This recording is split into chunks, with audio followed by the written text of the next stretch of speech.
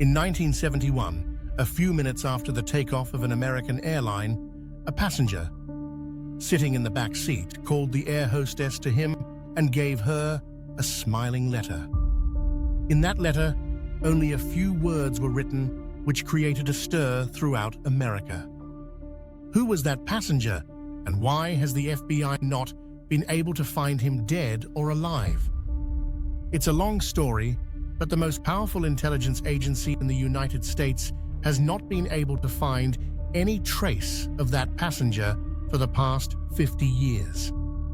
Welcome back to another thrilling episode from Being Mysterious. Viewers, this interesting incident began on November 24, 1971, at Portland Airport. A man who appeared to be a businessman booked a Seattle ticket from Portland and started heading straight for the plane. At that time, there was no strictness on domestic flights in America. Neither was the luggage of the passengers checked, nor was their identity verified.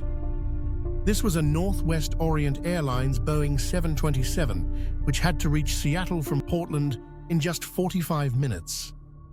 Dan Cooper boarded the plane carrying a briefcase, took the last seat, his favorite, and calmly ordered a drink while lighting a cigarette, a common practice in the 70s when smoking was allowed on flights. At 2:58 p.m., the flight took off.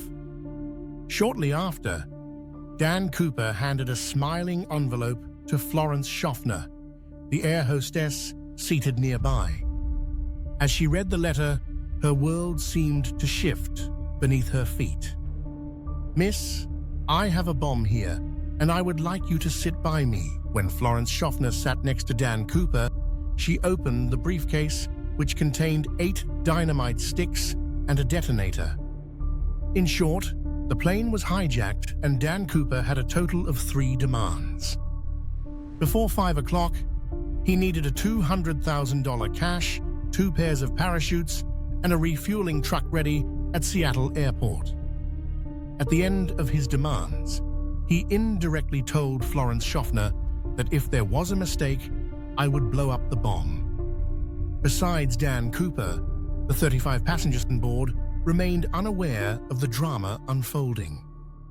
Florence Schaffner relayed Cooper's demands to the captain in the cockpit, while another air hostess, Tina McClough, took the intercom and sat beside Cooper, acting as a messenger between him and the pilot. Remember that this was the first plane hijack in American history that was done for ransom. For this reason, local authorities and the FBI decided to fulfill all the demands of the hijacker. Obviously, the authorities also knew that Dan Cooper would not be able to run far from them. The flight, originally set to land in Seattle in 45 minutes, circled the airport for 1.5 hours under the pretense of technical difficulties, keeping the 35 unaware passengers calm. Meanwhile, $20,000 in marked bills was gathered from Seattle National Bank, along with 2 pairs of parachutes from a nearby skydiving club. At 5:45 p.m., the plane landed, and Dan Cooper received the promised bag of money and parachutes. The plane was also refueled.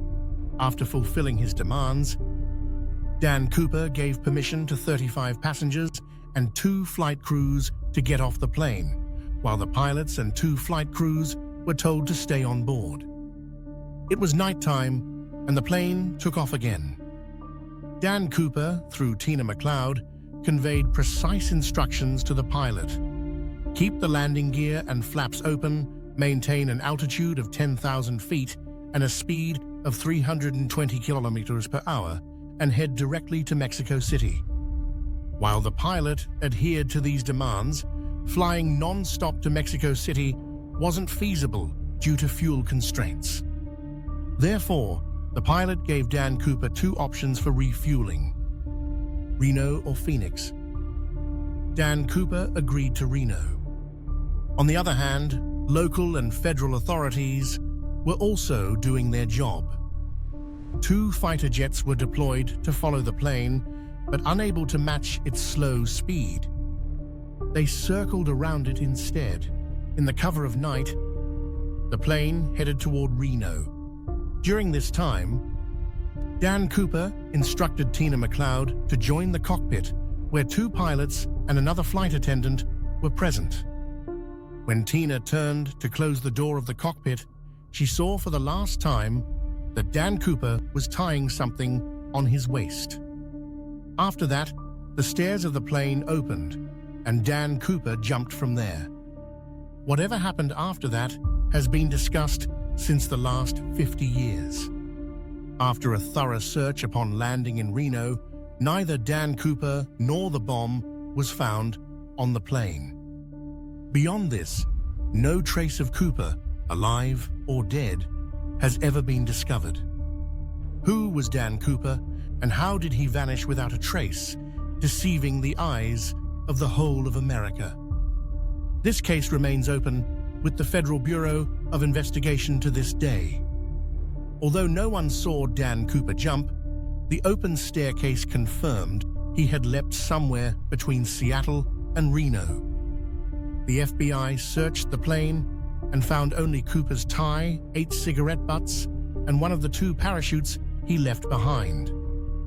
Without a photograph, they relied on interviews with passengers and crew to create a sketch based on his appearance. To locate where Dan Cooper jumped, the FBI analyzed the plane's flight path, which was recorded on autopilot. With the known speed, altitude, and a flight recorder indicating the staircase opened at 8:10 p.m., they estimated his drop location. This information helped define a specific search area between Seattle and Reno. This area of 45 square kilometers is surrounded by dense forests and mountains. The aerial team and the land search team searched the entire area but found no sign of Cooper, no briefcase or money. So much so that the whole area was so cold that everyone thought that Dan Cooper must have died. But after that, what happened was not even in the imagination of the FBI. For the first time in American history, the FBI sought public help for a case. They published Dan Cooper's sketch and the serial numbers of the $200,000 ransom in newspapers, offering a reward for any information leading to his identification. They thought that if Cooper was alive, he would definitely spend the money somewhere. But surprisingly, not a single note of that serial number appeared anywhere again. But the matter was not over yet. Nearly 9 years later, in 1980, an unexpected discovery occurred. On the banks of the Columbia River in southern Washington, at a beach called Tina Bar, a child playing with his parents found 3 bundles of cash. These were bills of $20, which totaled $5,800. The child's parents took the money and went to the FBI. Fortunately, their serial numbers matched those notes that Dan Cooper had taken. This was the first progress in Dan Cooper's hijacking case after 9 years. But instead of solving the case, this incident further complicated the case, because this money was found about 27 kilometers from the drop location. Initially, it was thought the money found near the Lewis River had fallen from Dan Cooper during his jump and drifted to the Columbia River. However, it was later realized that the Columbia River flows in the opposite direction, making it impossible for the money to have traveled from the Lewis River to Tina Bar. For the FBI, this matter was getting more and more complicated.